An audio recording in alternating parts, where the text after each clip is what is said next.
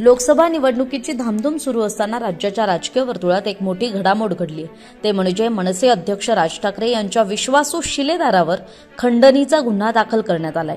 तरी नेमकं प्रकरण काय ते समजून घेऊयात। मनसे नेते अविनाश जाधव आणि वैभव ठक्कर यांच्यावर पोलिसांनी खंडणीचा गुन्हा दाखल केलाय। सराफा व्यापारी शैलेश जैन यांच्या तक्रारीवरून लोकमान्य टिळक मार्ग पोलिसांनी हा गुन्हा दाखल केलाय।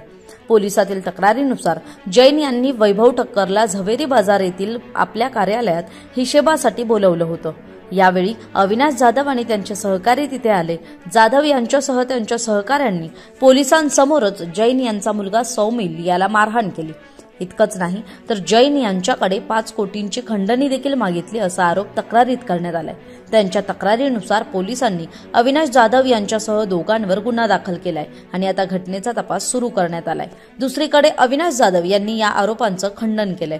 एका वैभव नावाच्या व्यक्तीने कॉल करून मला आणि माझ्या पत्नीला डांबून ठेवलं होतं असं सांगितलं होतं।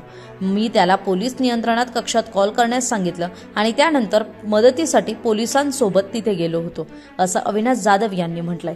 यासोबतच आपल्या विरोधात दाखल झालेल्या गुन्ह्याबाबत कल्पना नसल्याचंही त्यांनी सांगितलंय। अविनाश जाधव हे महाराष्ट्र नवनिर्माण सेनेचे ठाणे जिल्हाध्यक्ष आहेत। राज ठाकरेंचे अत्यंत विश्वासू म्हणूनही त्यांची ओळख आहे। आता अविनाश जाधव यांच्यावर खंडणीचा गुन्हा दाखल झाल्यानं मनसैनिक आक्रमक होण्याची शक्यता आहे।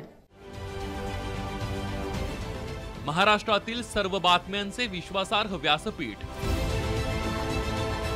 सकाळच्या सर्व सोशल मीडिया प्लॅटफॉर्मला लाईक, फॉलो आणि सबस्क्राइब करा। तसंच सर्व नोटिफिकेशनसाठी बेल आयकॉन प्रेस करायला विसरू नका।